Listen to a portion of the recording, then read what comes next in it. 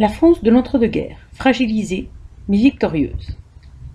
En 1918, la France sort de la guerre, victorieuse mais épuisée. Elle compte 1 400 000 morts. Les anciens combattants sont considérés comme des héros. Clemenceau, président du Conseil de 1917 à 1919, organise le retour à la vie politique parlementaire. Des élections législatives doivent se tenir en 1919. Les partis de droite, réunis autour de Georges Clemenceau, forment le Bloc national. Il place sa campagne sous le signe de l'anticommunisme et du patriotisme. Le Bloc national sort victorieux, avec plus de la majorité des sièges à l'Assemblée nationale. La révolution russe a des conséquences en France. En 1919, Lénine propose au Parti socialiste d'Europe de suivre l'exemple des bolcheviks russes. Cette question divise la gauche française. Lors du congrès de Tours en 1920, la section française de l'Internationale ouvrière se réunit pour statuer sur la question suivante. Faut-il imiter les bolcheviks russes et organiser une révolution sur le sol français? Les débats sont organisés et acharnés. Le résultat est la division de la SFIO. Les partisans de la Révolution décident de quitter la SFIO et fondent le Parti communiste français. Leurs opposants, qui voient dans la Révolution une menace, se rassemblent autour de Léon Blum, qui devient le nouveau chef de la SFIO. Dans les années 1920, la France connaît une période de prospérité. Mais au début des années 30, cette période est remplacée par une période de crise. La crise est d'abord économique et sociale. Les revenus baissent, le chômage explose. La pauvreté et la misère deviennent monnaie courante.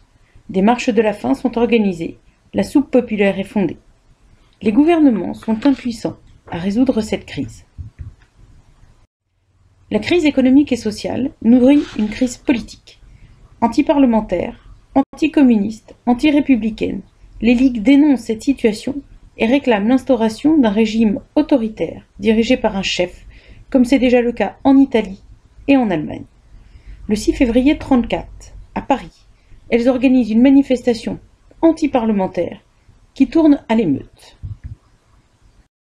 Les partis de gauche, la section française Internationale ouvrière, le Parti communiste français et le Parti radical, y voient une menace contre la République. Ils décident de s'unir et forment le Front populaire. Ils basent leur programme sur la défense du régime parlementaire et sur le slogan « Pain, paix et liberté ». Le Front populaire remporte les élections législatives de mai-juin 1936. Des grèves spontanées éclatent pour fêter la victoire. La population encourage, à sa manière, le gouvernement à engager les réformes sociales promises. Le Front populaire place à la tête de son gouvernement le socialiste Léon Blum. Ce dernier entreprend des mesures sociales, les accords Matignon, c'est-à-dire une hausse des salaires, une reconnaissance du droit syndical et des conventions collectives, les 40 heures de travail hebdomadaire et les 15 jours de congés payés. Si le Front populaire améliore le sort des salariés, il ne fait pas sortir la France de la crise économique. Les réformes du Front populaire sont violemment attaquées par la droite et l'extrême droite.